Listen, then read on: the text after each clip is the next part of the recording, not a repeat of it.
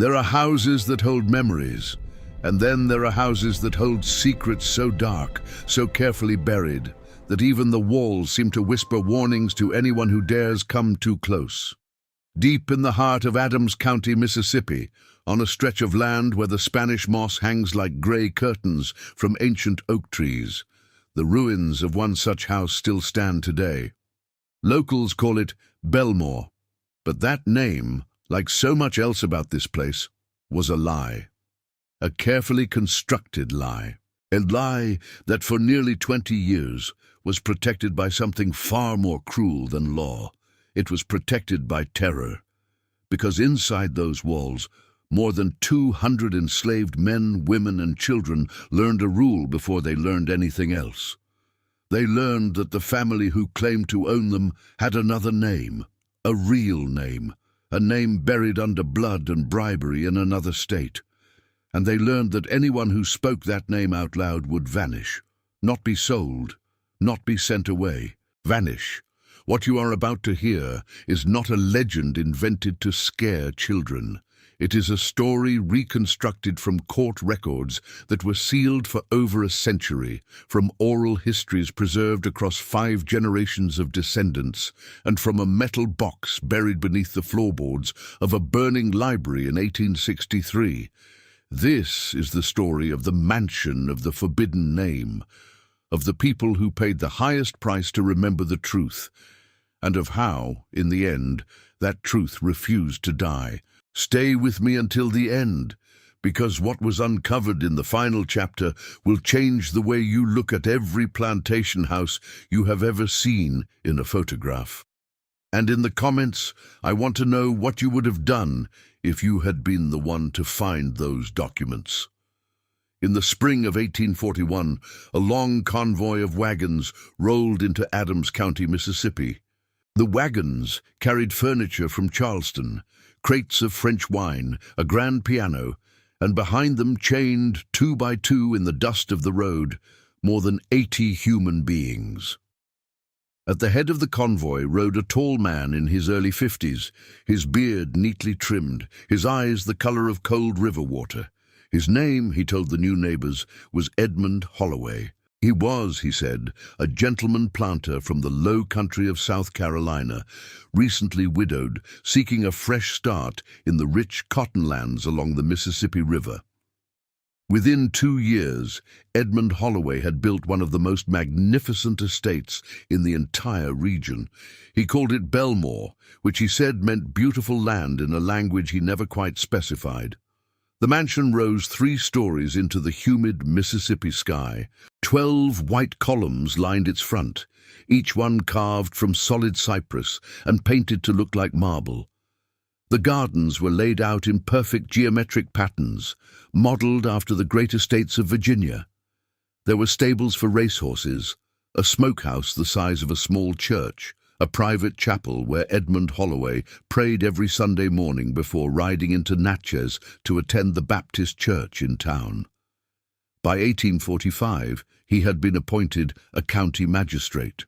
By 1847, he was being mentioned in newspapers as a possible candidate for the state legislature. He gave generously to the church. He hosted lavish parties where the governor himself was known to attend. He was, by every visible measure, the very picture of Southern aristocracy.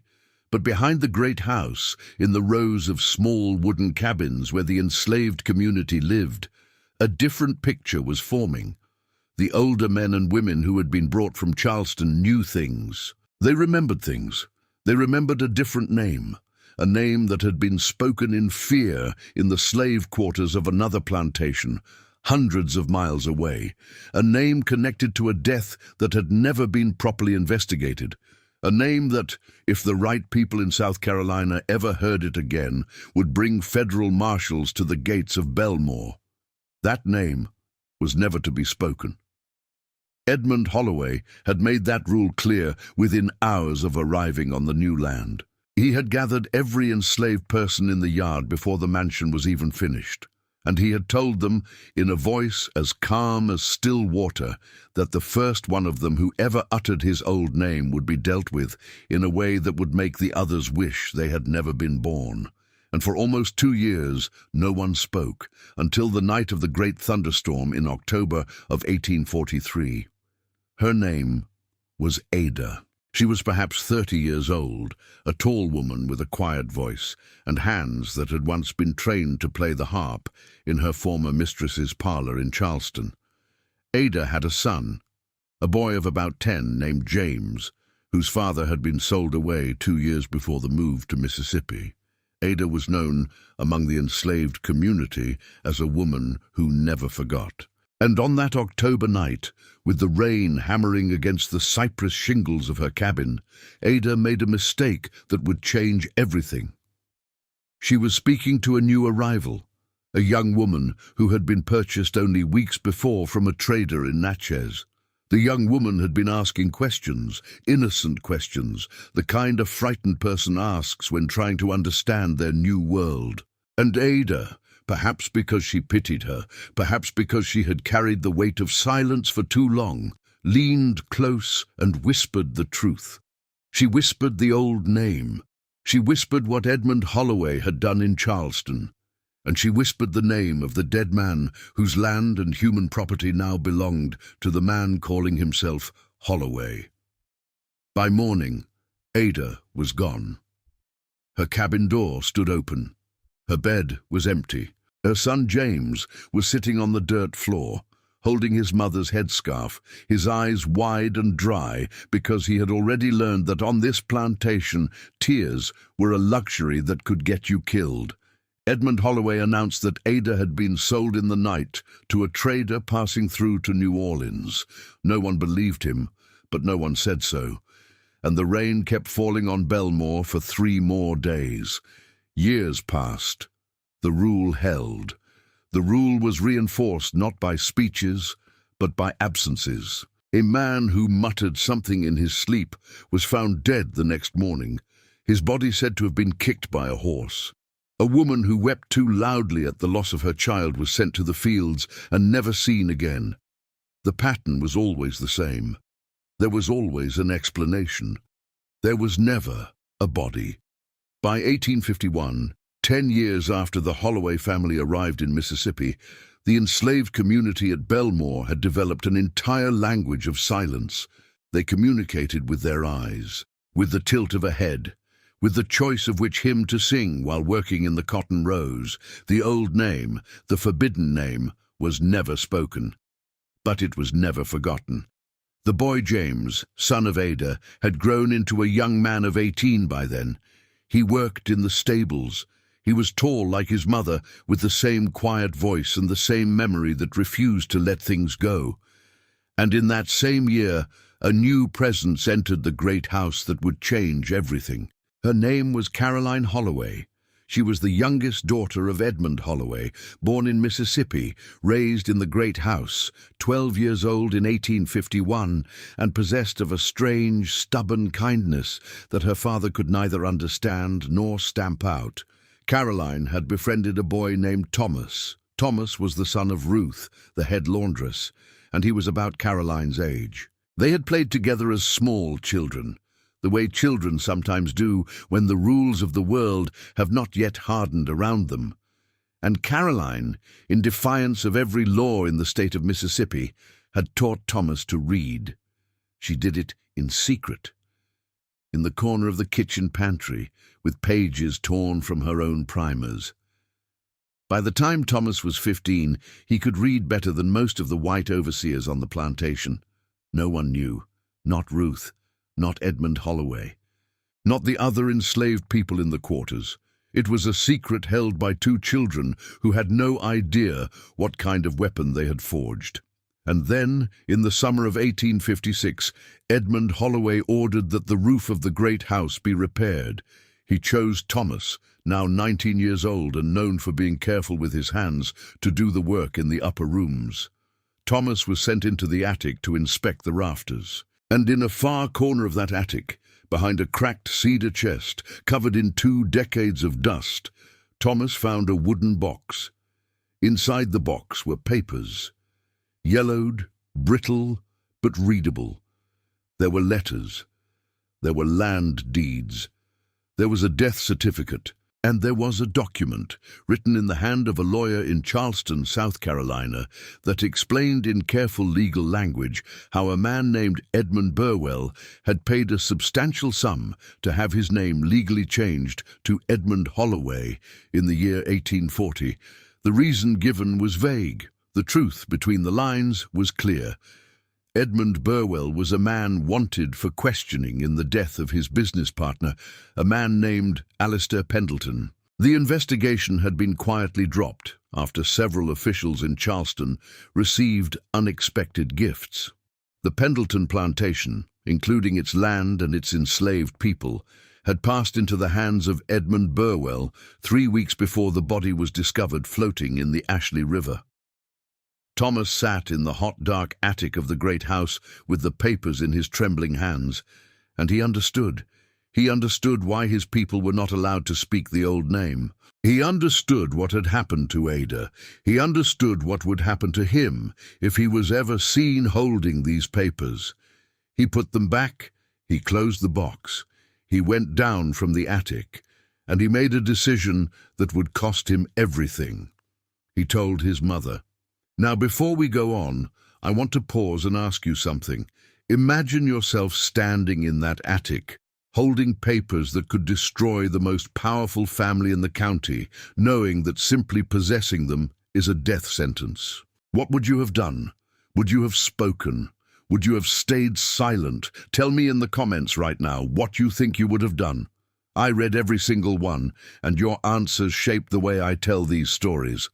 Ruth was a woman of 42 years in the summer of 1856. She had lost her husband, sold south to Louisiana when Thomas was only 6. She had spent every day of the 14 years since then bending her body over washtubs of boiling water, scrubbing the clothes of the family that owned her, holding her tongue, holding her grief, holding her son close at night, and praying that he would live to see 20. When Thomas told her what he had found, Ruth did not speak for a long time. She sat on the wooden bench outside their cabin in the cooling evening, and she looked at the great house, glowing white in the last light of the sun, and she felt something move inside her that she had not felt since the day they took her husband away. It was not hope. Hope had died long ago. It was something older. It was the desire, simple and human and terrible, to make the people in that house feel 1 ounce of what she had felt every day of her life. Ruth made a mistake. She did not tell Thomas to burn the papers. She did not tell him to forget what he had seen. She told him that she needed to think. And in the days that followed, Ruth did what so many people in pain have done throughout history. She sought comfort. She sought it from a friend. The friend's name was Mercy. Mercy was the head cook in the great house. She had been with the family since before the move to Mississippi. She was a woman of 50, with 3 grown children who had all been kept on the plantation rather than sold, which was a rare thing and which Mercy attributed to her own careful loyalty to the family. Ruth and Mercy had been friends for 15 years. They had cried together when babies were lost. They had shared food during the lean winters. They had held each other through the worst of it.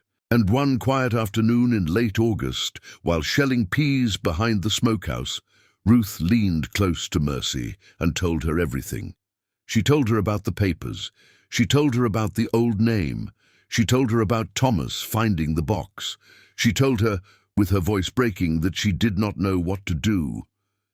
Mercy listened. Mercy nodded. Mercy held Ruth's hand, and that night, while Ruth slept, Mercy walked across the dark yard to the overseer's house. She knocked on the door. She told the overseer everything. She did not do it out of malice. She did it because earlier that summer, Edmund Holloway had told her quietly that his son was looking to buy a new property in Louisiana and that he might be taking some of the kitchen staff with him. Mercy had 3 children on Belmore. The thought of being separated from them, of being sent away, of dying alone in another state, had haunted her for weeks. She betrayed Ruth to save her own family. The overseer woke Edmund Holloway before sunrise. By dawn, Thomas was in chains. They dragged him from his cabin in front of his mother. Ruth screamed and screamed until one of the overseer's men struck her across the face with the butt of a rifle, and she fell silent. They tied Thomas to the whipping post in the center of the yard. Every enslaved person on the plantation was forced to come and watch. Edmund Holloway himself stood on the porch of the great house, his face calm, his hands folded behind his back. He did not give a speech. He did not need to. The lashes were counted out loud by the overseer. There were 39. Thomas did not scream after the 12th. When it was over, they cut him down. He was still alive. Edmund Holloway turned to the overseer and said one sentence, loud enough for everyone to hear. He said, "Sell him to the worst trader you can find, and make sure he goes to the deep south where no one will ever find him again." They put Thomas in a wagon. Ruth tried to run to him. The overseer's men held her back. She begged. She fell to her knees in the dust. She called out her son's name. Thomas, through swollen lips, looked at his mother one last time. He did not cry. He simply nodded, as if to say, "I understand," as if to say, "Do not blame yourself," as if to say, "I love you." And then the wagon was gone. Ruth lasted 3 days. On the third night, she took her youngest daughter, a girl of 7 named Hattie, and she ran. She ran north, through the cotton fields, through the swamps, through the cypress groves dripping with moss. She made it almost 12 miles before the dogs caught up to her. The men brought her back to Belmore tied across the back of a horse. Hattie was crying. Ruth was silent. Edmund Holloway had decided in the 3 days since Thomas had been sold that he needed to make an example that would last for a generation. What he did to Ruth in the yard of Belmore on the morning of September 4th, 1856, in front of her own daughter and every other enslaved person on the plantation, was so brutal that even some of the white neighbors who heard about it later refused to speak of it. Ruth did not survive. Hattie was sent to live with another family on a smaller plantation across the county, and the enslaved community of Belmore fell into a silence so deep that for the next 7 years no one ever spoke above a whisper after sundown. But someone, in the chaos of those terrible days, had done something. Someone had gone back to the attic. Someone had taken the wooden box. Someone had wrapped it in oilcloth and buried it beneath the floorboards of the library, in a place no one would ever think to look. And before I continue, I want to stop and thank you sincerely from the bottom of my heart for staying with me this far. I know this is not an easy story to hear. I know it asks something of you, but you are here, and that matters more than you can imagine, because stories like this only survive when people like you choose to listen. And I promise you, the best is still to come. What happens next, what is uncovered in the years that follow, will leave you speechless, so stay with me. The years that followed were quiet at Belmore. Edmund Holloway grew old. His beard turned white. He continued to attend the Baptist church in Natchez every Sunday. He continued to be addressed as Judge Holloway by every white person in the county.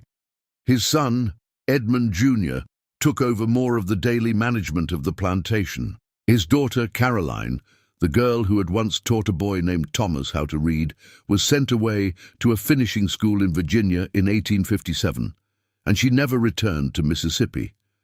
There are letters, preserved in a university archive in Richmond, that suggest she had a terrible fight with her father about something she would not name, and that she refused to ever set foot on Belmore again. She married a Quaker man from Pennsylvania in 1860. She died in Philadelphia in 1889, having spent the last 30 years of her life working with abolitionist societies, and later with organizations that helped freed people learn to read. She never spoke publicly about her childhood, But in the pages of her private journal, which was donated to the university by her granddaughter in 1954, there is one entry dated August 14th, 1856. It reads only this: "They have killed Thomas today. I know they have killed him. My father has killed him. May God forgive me for what I taught him, and may God never forgive my father for what he has done." Then the war came. In the spring of 1861, the state of Mississippi seceded from the Union. The Holloway family sent their cotton south through the blockade for as long as they could. Edmund Holloway died in his bed in February of 1862 of a sudden seizure, with no last words recorded. His son took over the plantation, and in May of 1863, as General Ulysses S. Grant's army moved across Mississippi in the campaign that would soon take the city of Vicksburg. A regiment of Union soldiers reached the gates of Belmore. Among them was a company of United States colored troops, free black men from the North, who had volunteered to fight, and among those men was a sergeant named James Freeman. James Freeman was 30 years old in the spring of 1863. He had been born in Maryland, the son of a woman who had escaped from a plantation in Mississippi when he was a baby. She had made it north along a chain of safe houses, carrying her infant son in her arms, and she had settled in Philadelphia, where she had worked as a seamstress until her death from fever in 1854. She had told her son very little about where she had come from.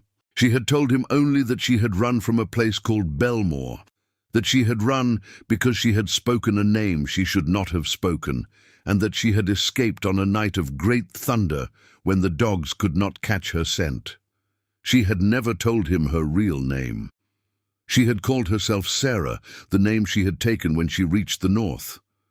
But on her deathbed, with her son holding her hand, she had whispered her true name into his ear. She had said, "My name was Ada. Remember me." James Freeman never forgot. When the war came, he was among the first to volunteer.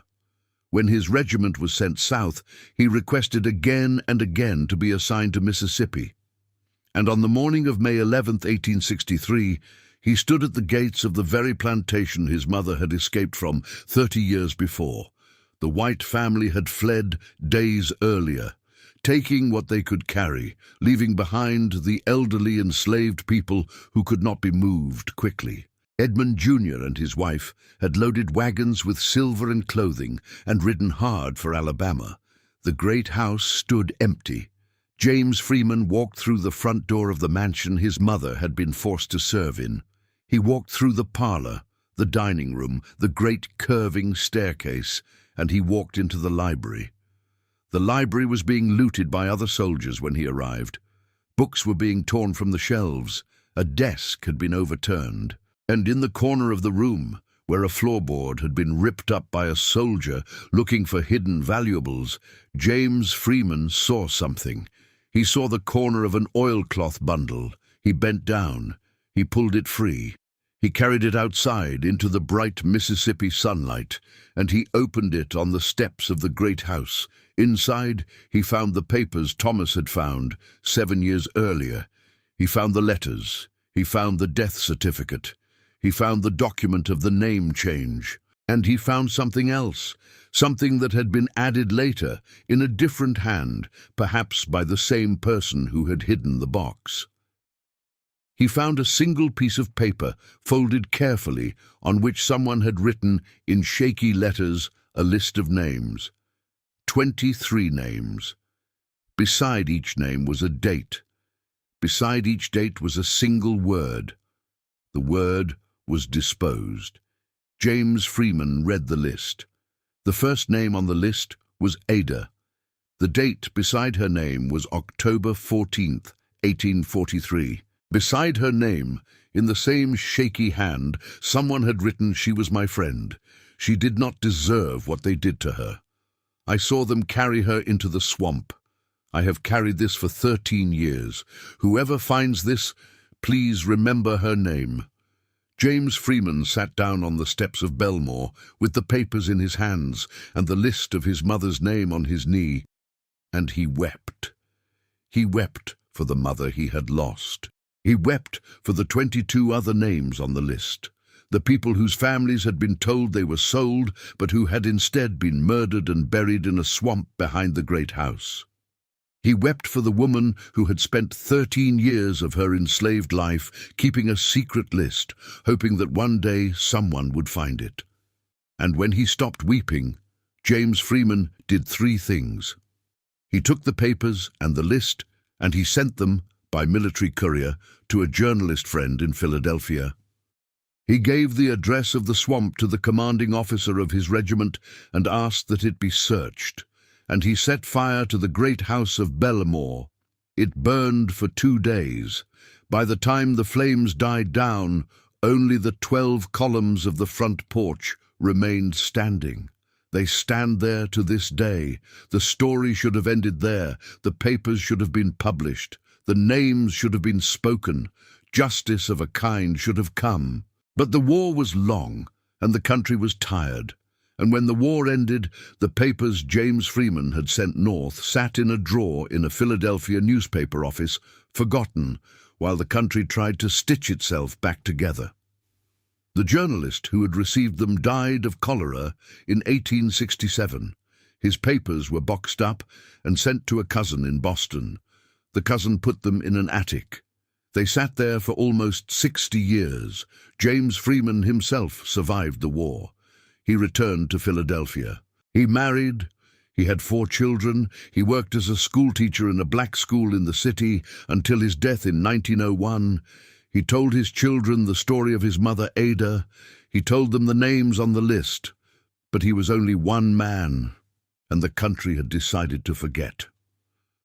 Down in Mississippi, the descendants of the enslaved community of Belmore scattered.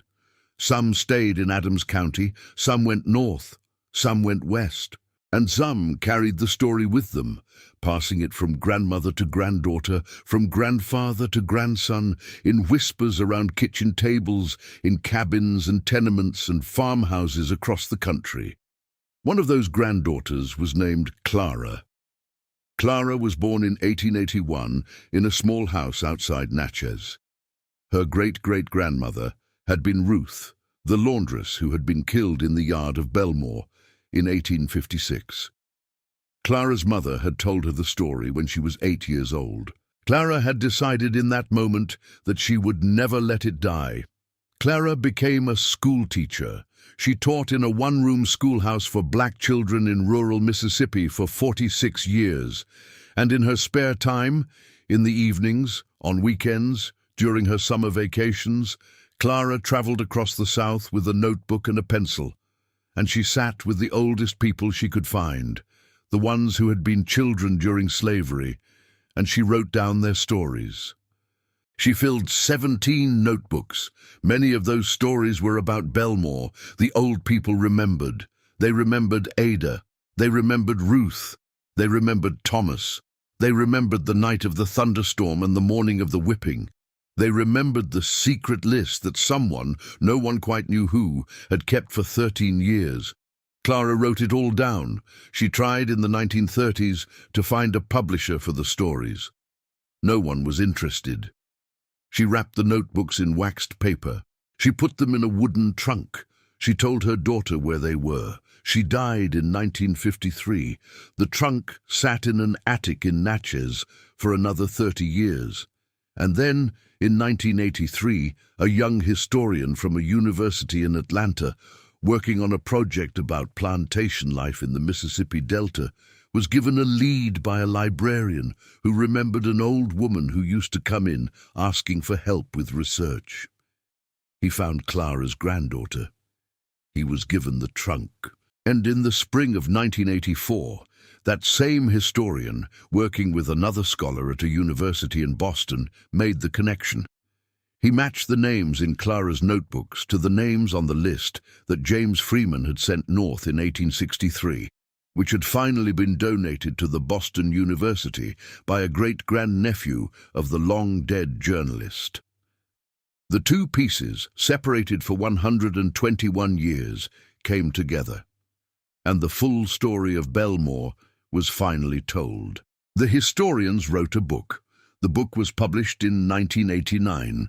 The descendants of those 23 people whose names had been on the list were tracked down across the country, and many of them met for the first time at a memorial service held at the ruins of Belmore in 1991. The columns still stood. The ivy and the moss and the cypress trees had reclaimed everything else. A small marker was placed at the edge of the swamp where excavations had finally confirmed what the list had said. 23 sets of human remains were found, buried in shallow graves over a period of more than 15 years. The first set was a tall woman in her 30s. She had been buried with a small wooden hairpin that her grandson, looking at a photograph of it in a newspaper article 148 years after her death, recognized as one his mother had described. Her name was Ada, and finally, after almost a century and a half of silence, her name was spoken out loud. Today, the ruins of Belmore are protected as a historical site. There is a path that leads through the trees to the 12 columns. There is a small museum that holds copies of Clara's notebooks and the papers James Freeman recovered. There is a wall on which 23 names are carved into the stone. And there are still people in Adams County who say that on the nights when storms come up from the Gulf, you can stand among those columns and hear very faintly the sound of a woman whispering a name into the wind. The name that for so many years, in that terrible place, was the name that no one was allowed to speak. Now I want to hear from you. Do you believe that there are still stories like this one, buried in attics and swamps and old wooden boxes, waiting for someone to find them? Do you believe that the truth, even when it is buried, has a way of returning? And tell me honestly in the comments below what you would have done if you had been Thomas, sitting in that attic, holding those papers in your hands. Would you have spoken? Would you have stayed silent? Your answers move me, and they shape the stories I bring you. If this story touched you, if it made you stop and think, please take a moment right now to subscribe to this channel and ring the notification bell so you never miss the stories that history tried to forget. And before you go, I have something else for you. There is another story, even more disturbing than this one, hidden for over 150 years in the records of another forgotten plantation. The video is waiting for you right now on your screen. Click it, watch it, and remember, the truth never really dies, it only waits.